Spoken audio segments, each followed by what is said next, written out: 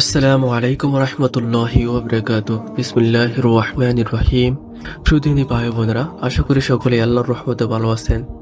আজকের ভিডিওতে আমরা নবীজি সাল্লাল্লাহু আলাইহি ওয়াসাল্লামের চারটি প্রিয় আমল সম্পর্কে জানব, যে চারটি আমল প্রিয় নবীজি সাল্লাল্লাহু আলাইহি ওয়াসাল্লাম কখনো ছেড়ে দিতেন না। নবীজি সাল্লাল্লাহু আলাইহি ওয়াসাল্লামের পুরো জীবনই ছিল আমলে ভরপুর। এক কথায় বলতে গেলে তার জীবনের সব কাজই কল্যাণ ও নেয়ামতে ভরপুর আমল। এরপরও তিনি নিয়মিত কিছু আমল করতেন, যে আমলগুলো তিনি কখনোই ছেড়ে দিতেন না। তো চলুন সে আমলগুলোকে কি আমরা জেনে নেই।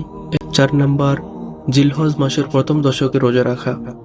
হিজরি বছরের শেষ মাস জিলহজ মাস। জিলহজ মাসের প্রথম 10 দিন অত্যন্ত ফজিলতপূর্ণ। নবীজি সাল্লাল্লাহু আলাইহি সাল্লাম এই দশকে নিয়মিত রোজা রাখতেন। 3 নাম্বার, মুহররম মাসের 10 তারিখ আশুরার রোজা রাখা। নবীজি সাল্লাল্লাহু আলাইহি ওয়াসাল্লাম প্রতি বছর এই বিশেষ দিনে রোজা রাখতেন।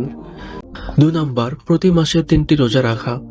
নবীজি সাল্লাল্লাহু আলাইহি ওয়াসাল্লাম প্রতি আরবি মাসের 13, 14 ও 15 তারিখ এই 3 দিন রোজা রাখতেন। এই রোজাকে বলা হয় আইয়ামে বীজের রোজা। 1 নাম্বার, প্রতিদিন ফজরের আগে 2 রাকাত সুন্নত নামাজ। ফজরের সুন্নত নামাজ নবীজি সাল্লাল্লাহু আলাইহি ওয়াসাল্লামের কাছে অত্যন্ত প্রিয় ছিল। তিনি কখনো এটি ছেড়ে দিতেন না। দর্শক শ্রোতা, একজন মুমিন মুসলমান হিসেবে আমাদের উচিত প্রতিদিন ফজরের সুন্নত নামাজ পড়া, প্রতি মাসে আইয়ামে বীজের রোজা রাখা, মুহররম মাসের 10 তারিখ আশুরার রোজা রাখা এবং জিলহজ মাসের প্রথম 10 দিনের রোজা পালন করা।